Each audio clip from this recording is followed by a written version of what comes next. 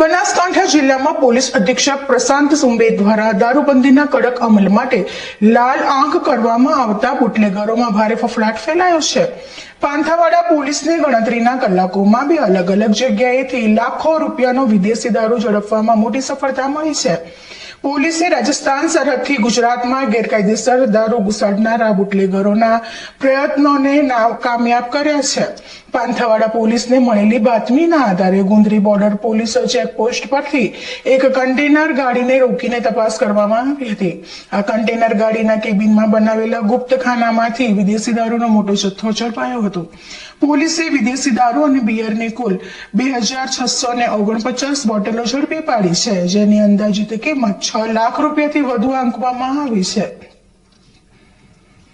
આ ઉપરાંત પાંથાવાડા પોલીસે સોડાલવેરી 3 રસ્તા પરથી એક ટ્રેક્ટરને આંતરીને તેની તપાસ કરી હતી। આ ટ્રેક્ટરની હાઇડ્રોલિક ટ્રોલીના નીચેના ભાગે બનાવેલા ગુપ્તખાનામાંથી દારૂનો જથ્થો મળી આવ્યો હતો, જેમાંથી દારૂ અને બિયરની કુલ 670 બોટલો મળી આવી હતી, જેની અંદાજિત કિંમત આશરે 1,82,000 રૂપિયા જેટલી થાય છે।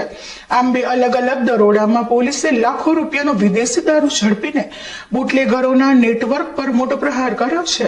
પાંથાવાડા પોલીસે કન્ટેનર ચાલક અને ટ્રેક્ટર ચાલક વિરુદ્ધ પ્રોહિબિશન એક્ટ હેઠળ કાયદેસરની કાર્યવાહી હાથ ધરી છે અને આ નેટવર્કના મૂળ સુધી પહોંચવા માટે તપાસના ચક્રો ગતિમાન કર્યા છે।